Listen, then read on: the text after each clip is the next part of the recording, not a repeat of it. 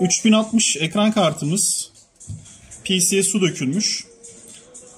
Sadece ekran kartına sıvı temas gelmiş. Burada sıvı temas izlerini görüyorsunuz. Kartımızda çürümüş parçalar değişti. Oksitli parçalar değişti. Kısa devreler vardı. Onarıldı. Burada bir yolumuz yanmıştı.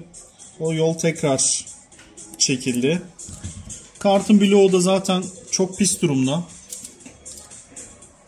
Kartımızın bloğunu da şimdi bir yıkayalım. Bir toplayıp testlerini yapalım.